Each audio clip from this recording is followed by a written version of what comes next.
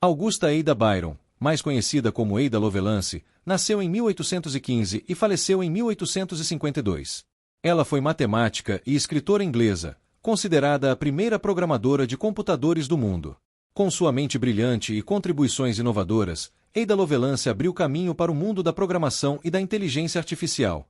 Seu legado é uma inspiração até os dias de hoje. Graças às suas contribuições para a ciência e a tecnologia, até mesmo prevendo as bases da inteligência artificial, a segunda terça-feira de outubro foi escolhida como o dia de Ada Lovelace. Essa data foi criada em 2009 para celebrar as contribuições das mulheres para as áreas de ciência, tecnologia, engenharia e matemática. Filha do famoso poeta Lord Byron e da aristocrata Annabella Milbank, que também era matemática e ativista, Ada cresceu em um ambiente acadêmico. Contudo, seus pais se separaram legalmente apenas 2 meses após seu nascimento. Lord Byron deixou a Grã-Bretanha, e Ada nunca chegou a conhecer seu pai, como registram fontes históricas como a Enciclopédia Britânica. Durante sua infância, Ada Lovelace foi uma criança muito curiosa. Sua mãe se dedicou intensamente para que ela aprendesse matemática, já que não queria que a jovem seguisse a carreira de poeta do pai, Lord Byron. Essa informação está documentada no movimento No More Matildas, criado pela Associação de Mulheres Pesquisadoras e Tecnólogas, que surgiu na Europa em 2001. Ada foi educada de forma particular por tutores e também se mostrou autodidata. No entanto, um marco em seu aprendizado ocorreu em 1833, quando ela conheceu Charles Babbage, um matemático e cientista conhecido como o pai do computador. Lovelace estava interessada em um conceito que ele tinha de um dispositivo mecânico para calcular valores de funções quadráticas, observa a agência NASA em um artigo sobre mulheres matemáticas.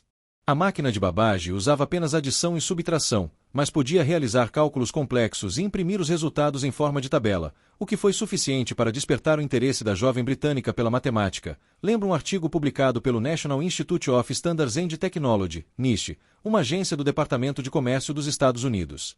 Em 1835, ela conheceu e se casou com o barão britânico William King. Poucos meses após o nascimento de seu terceiro filho, em 1839, Lovelace decidiu retornar à ciência e começou a estudar sob a supervisão de Augustus de Morgan, um importante professor da Universidade de Londres. Durante esse período, Babbage viajou para Turim, na Itália, para dar palestras sobre sua nova invenção, a máquina analítica.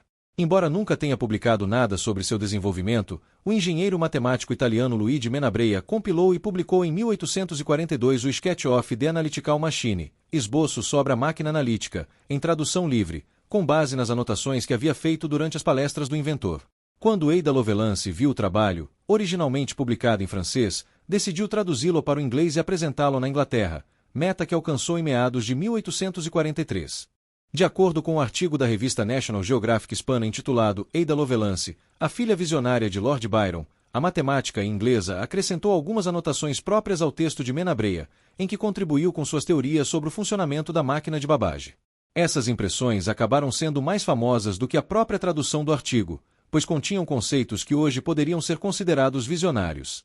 O mais famoso deles diz respeito à operação do que hoje é conhecido como algoritmo de computador.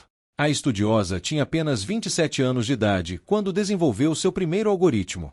Ada tomou como exemplo os números de Bernoulli, que consistem em uma série infinita de dígitos que desempenham um papel importante na descrição, por meio de um diagrama, das operações que a máquina de Babbage teria de realizar para calculá-los, como explica o artigo da revista National Geographic espanhola.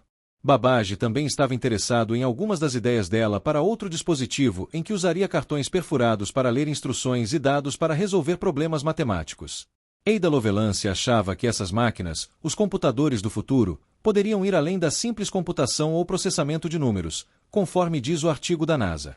Infelizmente, logo após a publicação, a saúde de Lovelace começou a piorar e ela foi diagnosticada com câncer em 1851.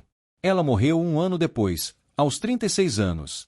De acordo com a Organização das Nações Unidas para a Educação, a Ciência e a Cultura, UNESCO, Lovelace foi a primeira a reconhecer que a máquina tinha aplicações que iam além da computação pura e que também podia manipular símbolos. Além disso, ela publicou textos sobre o primeiro algoritmo destinado a ser executado por uma máquina desse tipo. Como resultado, Lovelace costuma ser considerada a primeira a perceber o potencial de uma máquina de computação e a primeira programadora de computadores.